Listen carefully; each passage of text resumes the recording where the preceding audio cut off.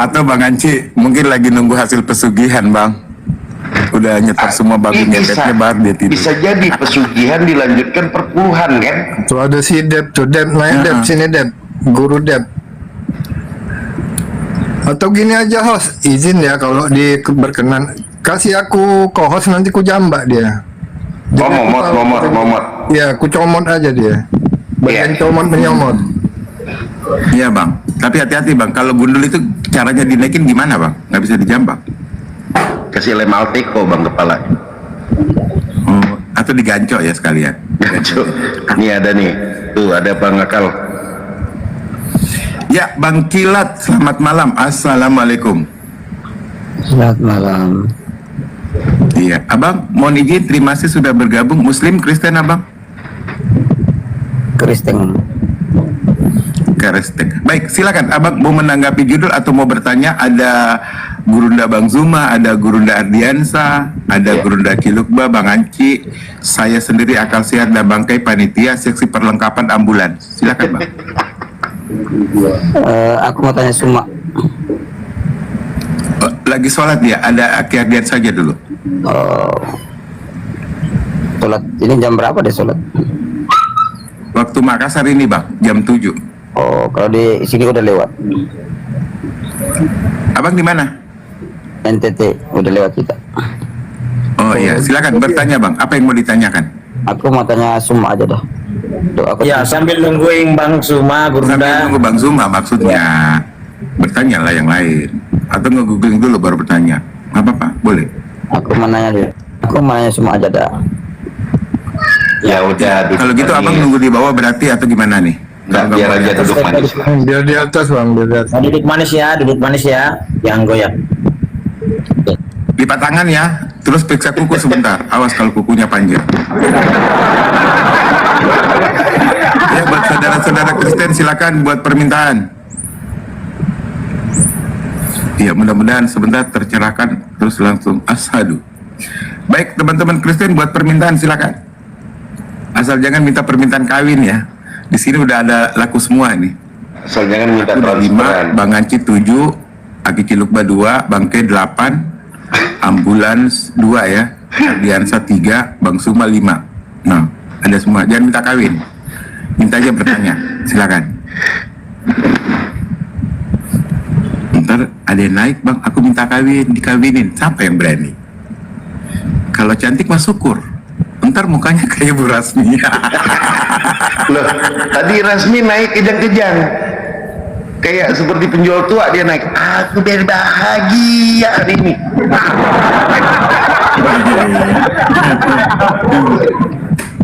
Iya. Salam tidak langsung. Ya, ada Bang Arfan. Bang Arfan, assalamualaikum, selamat malam Bang. Ya, selamat malam. Assalamualaikum. Ya, Abang izin Muslim Kristen Abang. Kristen Bang, Kristen. Oke baik, silakan Bang. Mau bertanya atau mau ditanya, jangan minta kawin, silakan. Minta kawin juga boleh. Loh, laki sama laki itu ajaran kau, ajaran kami dilarang, bangsat kau. Apa laki-laki minta kawin di sini? Tuh, kok langsung Sudah. kesurupan? Enggak, bercanda.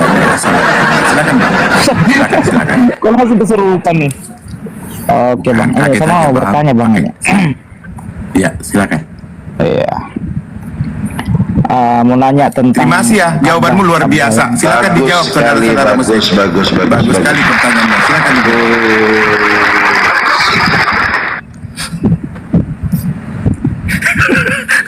Bertanya aja lama amat Bang, santai aja. Di sini kita nggak bisa macam-macam loh, ada gurunda kami. Jadi Abang ngomong apapun kami nggak berani macam-macam sama Abang, gitu loh. Nanti kalau gurunda sudah pada tidak ada, baru kita ribut, gitu Bang. Silakan Bang. Oke. Iya, gimana mau bertanya sih, kalau merah? Berbicara udah dipotong-potong. Silakan Abang, silakan. Yang tadi yang tidak suka Oke. cara saya Iya, Bang, bertawa udah kalau pergi saya ya? mau bertanya nih. Pergi. Ya Gurunda. Ya. Tidak ada nih yang tadi yang tidak suka ketika aku tertawa. Ada. Turun di kick sama Bang Anci. Ada Bang Suma ini, ada yang mau nanya sama Bang Suma. Sebentar, Arfan Apa sebentar. itu? Nomor Kilat, sepatu? silakan Kilat. Aki. Nomor sepatu saya Nomor satu. 48, Bang. Nah, ini ada Aki, namanya Kilat. Kilat, silakan Kilat. Selamat malam Suma. Malam, Kilat. Aku mau nanya nih, boleh nggak? Ya, silakan. Oke. Turun dulu, ntar baru bisa naik. Signal saya kurang bagus ini. Ya, turun dulu, Bang. Habis itu naik lagi. Ya udah bagus itu. Ya, Arfan. Udah bagus. Ya, silakan. Aku setelah melihat atau membaca di dalam Al-Quran, di sana aku menemukan keganjilan di dalam Al-Quran, di mana yang pertama itu Muhammad ragu tentang Al-Quran. Kedua, mengapa sampai Muhammad harus ragu tentang Al-Qurannya? Karena saya temui lagi di dalam An-Nisa 142, ternyata di situ aula penipu. Nah, aku gabungkan kedua ayat ini, ternyata Muhammad ragu tentang Al-Quran akibat karena aula penipu. Itu gimana tuh, kenapa sampai aula jadi penipu? Begitu ya. Oke.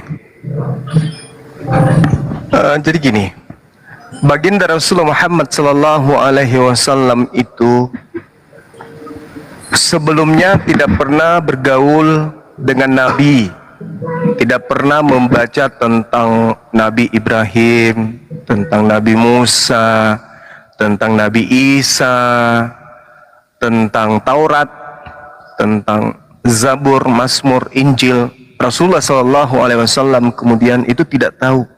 Dan Rasulullah Muhammad Sallallahu Alaihi Wasallam juga tidak paham apa itu mukjizat.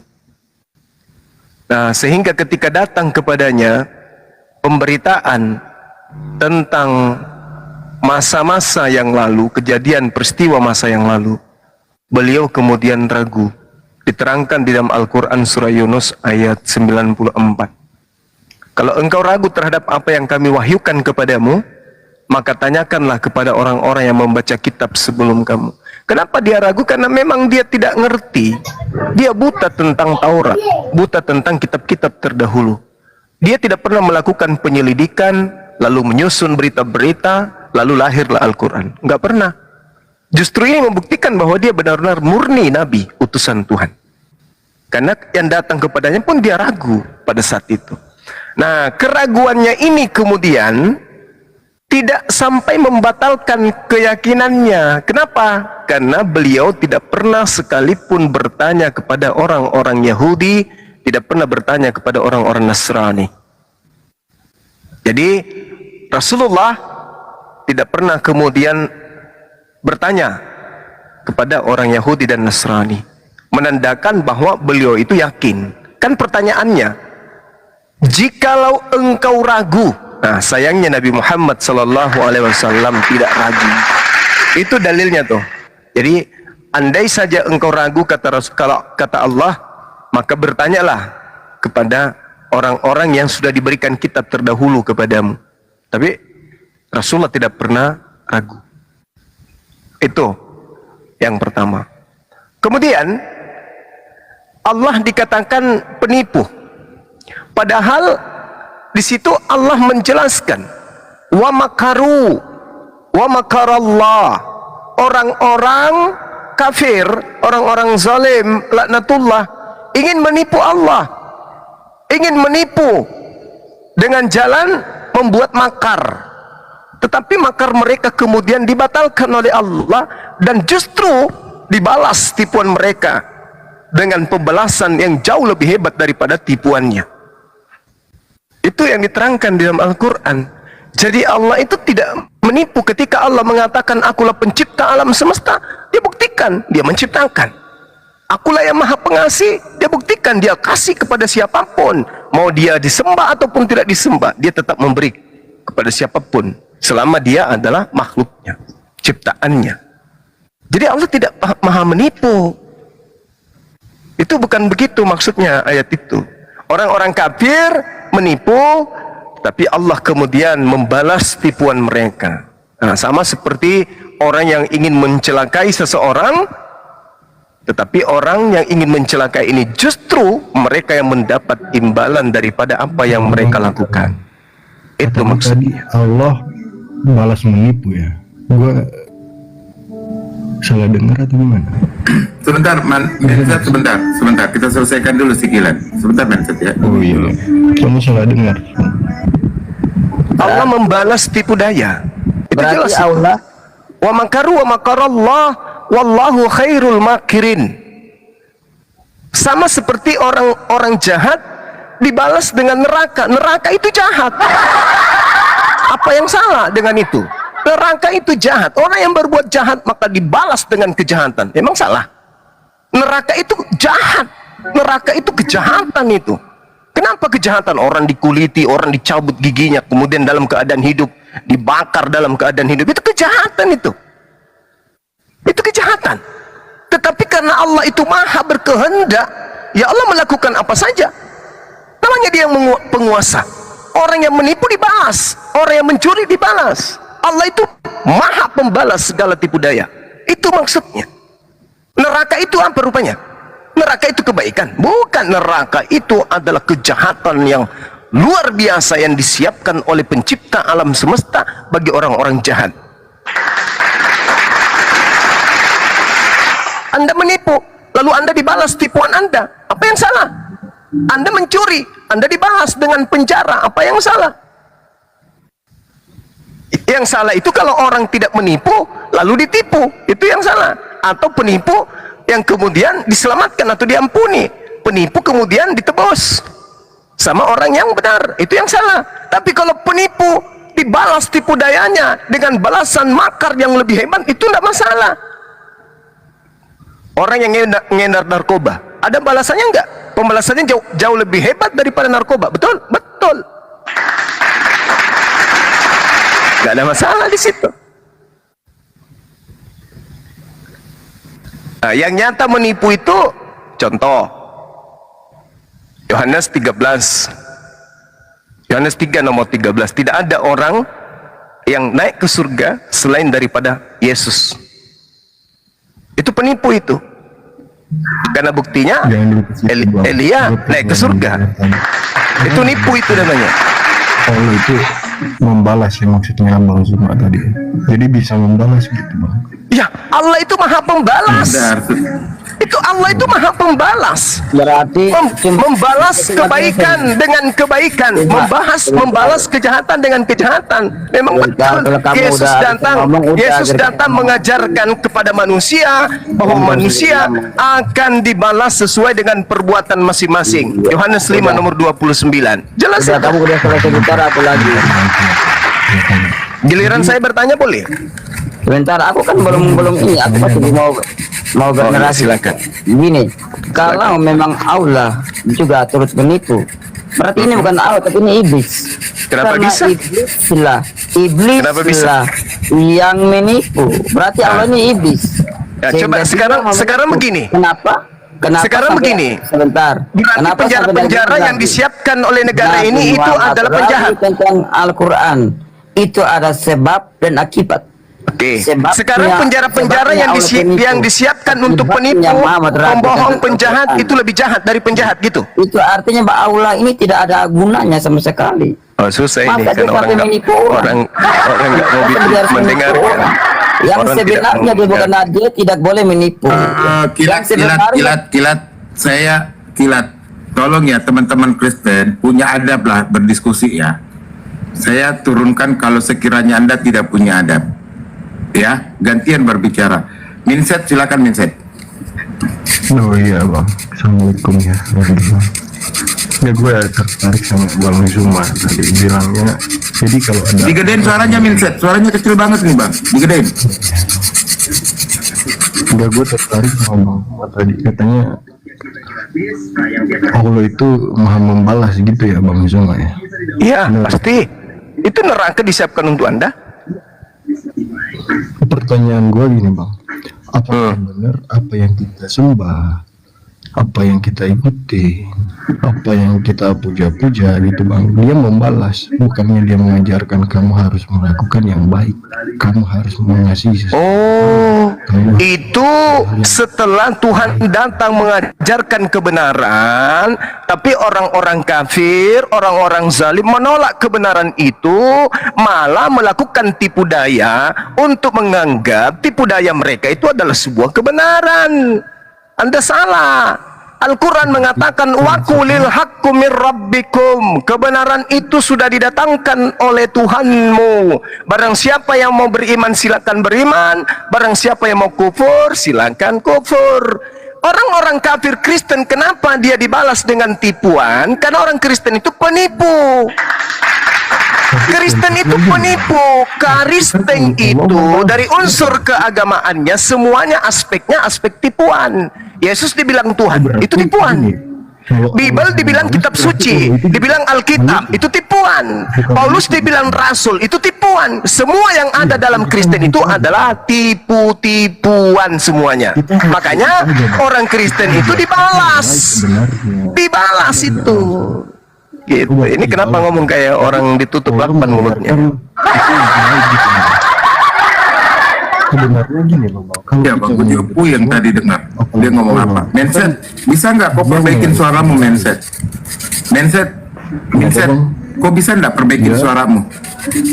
Bisa nggak kau perbaikin suaramu? balik ke Kecil suaramu, kau kayak kumur-kumur kalau ngomong bab, nggak kena, nggak tahu kau ngomong apa. Kalian itu harus banyak belajar. Itu aja dulu. Apalagi membahas Al-Quran. Al-Quran itu harus pakai akal. Kalau cuma pakai daging babi dalam tubuh untuk membahas Quran, nggak bisa. Sekarang gini, coba kau terangkan saya, gantian kita ya, saudara, gantian kita. Coba Anda jelaskan kepada saya. Tunggu sabar jawabannya dulu. belum ada, lo bilang Tunggu dulu, dengarkan saya. Gantian kita. gitu kan. Udah turun kalau gitu turun. Kamu turun, kau ke gereja seperti biasa, colok pantat pendeta, jilat. Dah selesai. Kamu jangan mau ngajari kita umat Islam Allah penipu. Bapak parah kali lah. Kamu menipu, kau mengatakan Yesus Tuhan. Nah itu penipu itu. Kau yang menipu. Kau yang pembohong. Kau baca coba di dalam Yehezkiel 14:9. Coba. Tuhan menipu para nabi. Kau baca 1 Raja-Raja 22 nomor 22 sampai 23. Apa diterangkan situ? Tuhan mengirim roh penipu dalam mulut nabi-nabi. Belum lagi di 2 Tesalonika 2 nomor 10 sampai 11. Tuhan mendatangkan kesesatan tipuan sehingga orang-orang percaya kepada hasil tipuan. Pada kali lah kita tahu. Makanya kurangi makan babi. Waalaikumsalam warahmatullahi wabarakatuh. Kurangi makan babi bro, supaya otakmu berfungsi. Kau jangan kayak binatang. Manusia palsu kalian itu.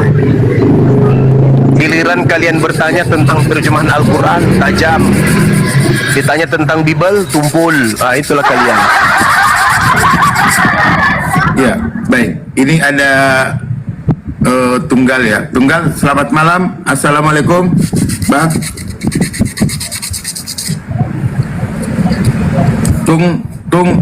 Kalau mau diskusi habis bertanya, jawab. Ada sanggahan silakan. Waalaikumsalam Lagi balik tanya. warahmatullahi wabarakatuh. Waalaikumsalam. Ya, baik. Karena umat Islam itu bertanya bukan untuk mau mengetahui. Karena umat Islam sudah tahu. Kita hanya ingin tanggapan aja. Apa tanggapannya orang ini ketika dia lihat dalam Bible-nya sendiri. Di situ Tuhannya melakukan tipu daya. Apa tanggapannya? Itu ajanya. Begitu, brother.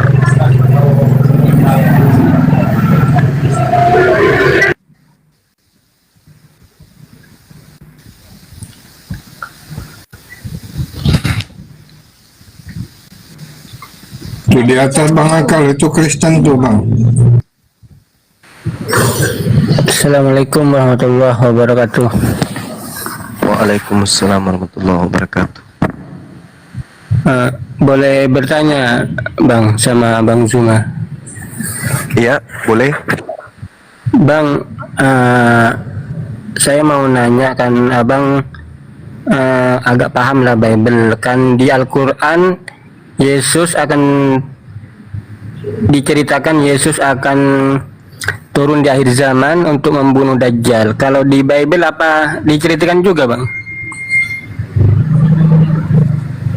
Itu, Bang. Matius 7. Matius 7 15 sampai 20. Matius 7.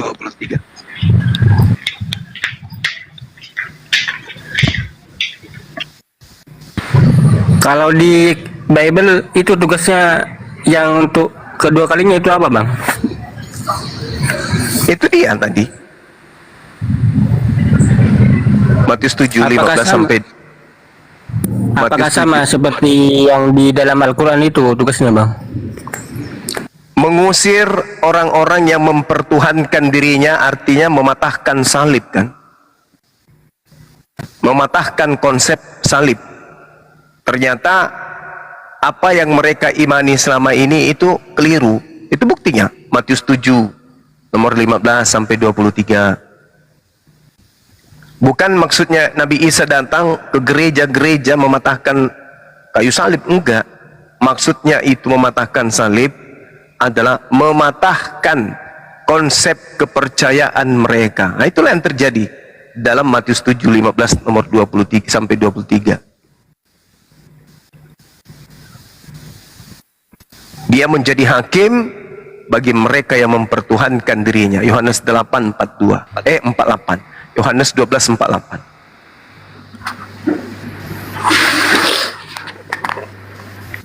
Anda dari agama mana, Bang?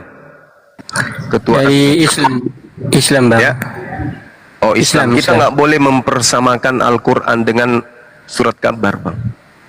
Oh, iya. Iya, tentu tidak sama. Tetapi cakupan daripada pengajaran Al-Quran surah An-Nisa ayat 159 dengan Matius 7 membuktikan itu adalah valid. Baik menurut Al-Quran maupun dari kitabnya sendiri. Bahwa Nabi Isa datang untuk mematahkan keyakinan manusia-manusia cupu tak berakal untuk kemudian masuk ke dalam api neraka jahanam. Itu, Bung.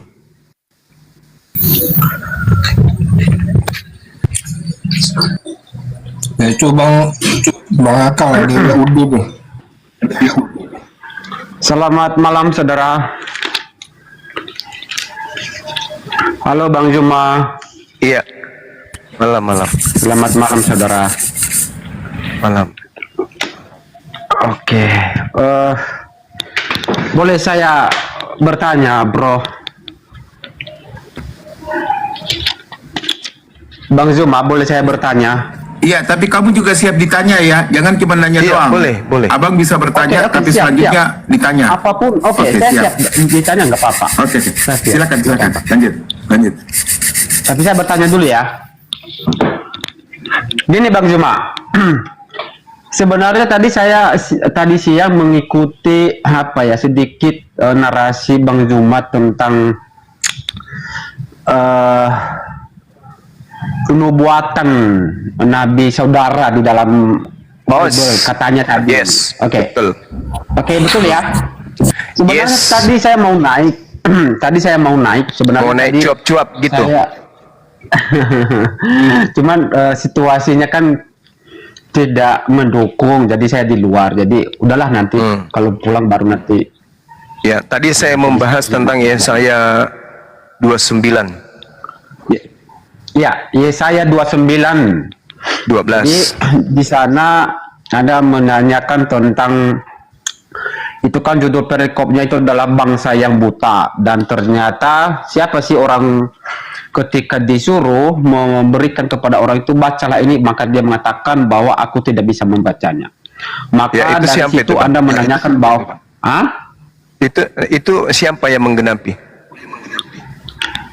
Oke, kalau Anda nanya siapa orang itu, nanti saya tidak bisa bertanya lagi kan. Sebenarnya udah jelas sih sebenarnya di situ itu adalah bangsa yang buta. Itu merujuk kepada bangsa Israel, di mana mereka itu hanya menyembah Tuhan dengan bibir, tapi hati mereka jauh. Artinya bahwa hati mereka terbuta. Itu udah jelas di ayat Itu seorang di situ. Seorang. Udah jelas seorang. Tapi Berarti nantilah itu. kalau Nanti seorang kalau itu berarti satu orang. Anda ngerti seorang nggak? Oke, nantilah kita bahas. Tapi saya bertanya dulu lah. Nanti kalau memang pertanyaanmu nanti itu nanti kepada saya akan jawab hal itu. Saya mau bertanya dulu, oke? Nah, Anda tuh Gini, sudah Bang bertanya. Juma. Ya saya 29 saya katakan itu Nabi Muhammad. Oke, berarti Anda setuju bahwa, oke, menurutmu bahwa Anda mengatakan bahwa ini adalah Nabi Muhammad, betul? Iya dong. Oke, Terus, berarti kalau bukan, oke. ada nggak Nabi yang bisa duduk di situ? Iya, oke. Saya ikutin. Oke, berarti di ayat 29 ini Anda setuju bahwa ini adalah menurut Bang Juma ini adalah merujuk kepada Nabi Muhammad. Bro, oke. Bro Juma punya Alkitab nggak di situ? Alkitab saya banyak. Mau tahun Oke, berapa? Tolong buka bro. Siapakah orang buta itu? Buka Matius 15 ayat 14. Saya yang baca Matius atau berapa? Bang Juma yang Matius berapa? Matius 15 ayat 14. Oke. Saya yang baca Silakan. apa Abang Juma yang baca? Silakan. Oke, bro. Matius 15 ayat 14. Biarkanlah mereka itu. Mereka orang buta yang menuntun orang buta. Itu. Jika orang buta menuntun orang buta, pasti keduanya jatuh ke dalam mana, Bang? Ke dalam Enggak, apa lubang. hubungannya dengan Artinya bahwa begini, bro. apa hubungannya Jadi begini. Matius 15 ini? Oke, hubungannya begini, bro. Hubungan di ayat 5 Yesaya 29 di sini menyatakan bahwa ketika orang buta itu menuntun orang, maka sama-sama mereka jatuh ke dalam mana? Lubang. Makanya di ayat 5 makanya di Matius 15 mengatakan bahwa ketika ada orang buta yang menuntun orang buta, maka membiarkan mereka supaya apa? Mereka jatuh ke dalam di mana, Bang? Di mana, Bang Juma? Oke, sudah. Jatuhnya? Sudah enggak? Oke, udah. Sudah silakan. belum? Sudah ya? Sudah, Gini. silakan. Oke, Oke. sekarang pakai otak Anda baik-baik. Oke, silakan. Ada otak di kepala kan? Oke. Di sini diceritakan apabila kitab. Ini maksud kitab di sini apa? Kitab dari Tuhan atau kitab dari Vatikan? Itu dulu. Pakai otak dulu kita. Ini kitab yang dimaksud ini apa? Kitab Paulus atau apa? Ayo. Baru Anda comot-comot Matius 15:14 Anda dudukkan di situ. Yang ada di dalam Matius 15 ini yang dimaksud di sini adalah Paulus dan kawan-kawan. Biarkanlah mereka itu, mereka orang buta yang menuntun orang buta. Sekarang Anda ibadah minggu itu dari mana? Tolong tunjukkan ilmunya dari kitab mana ibadah minggu itu. Saya hitung sampai 10. 1 2 3 Oke. 4 Oke. Begini, Bang Juma. 5 Kalau kami 6. ibadah hari Minggu itu memang sudah ada dasarnya. Ya, mana? Karena Tunjukkan di dalilnya. dalam- Tunjuk dalil. di dalam- Tunjuk dalil. Oke. Tunjuk. Oke. Bentar Oke. ya. Di mana? Di surat mana? Surat bom-bom bab sekian, nomor sekian. Surat apa? Bentar. Surat apa ibadah minggu? Silakan. Pendeta mengajarkan sekolah minggu, pendeta buta, jemaahnya buta. Ayo tunjukkan kepada saya mana dalilnya ibadah hari minggu nyembah dewa Yesus. Cepat. Oke, bentar, bro. Pelan-pelan.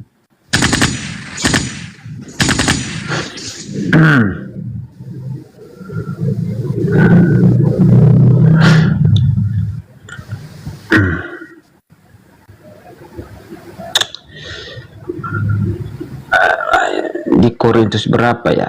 Bentar.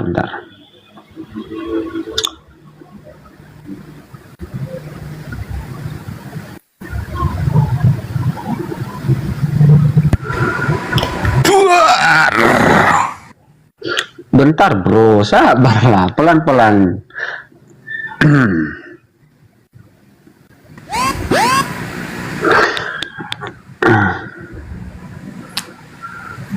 Udah waktunya istirahat malam nih. Tidur dulu ya.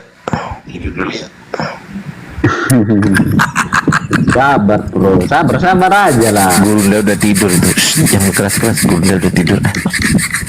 Sabar. Saking Kami lama. sabar bang.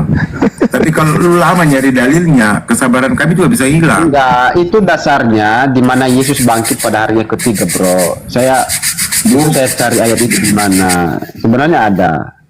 Sabar aja, cuma saya lupa dalilnya di mana itu. Ditanya ibadah minggu Cuma malah. dasar kami pada hari Kelari itu itu. memang itu adalah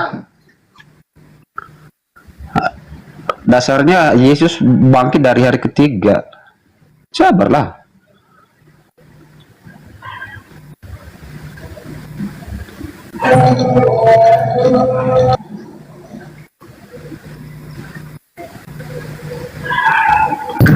Pulang ya kalau udah mau masuk di ambulan ya. 753. Kalau kau mau cari kebangkitan Yesus, baca di Matius 27 ayat 53. Susah kali kau nyari-nyarinya. Berarti konteksnya nyembah orang bangkit dari kubur ini. Dia pengen mau kebangkitan Yesus di hari ketiga.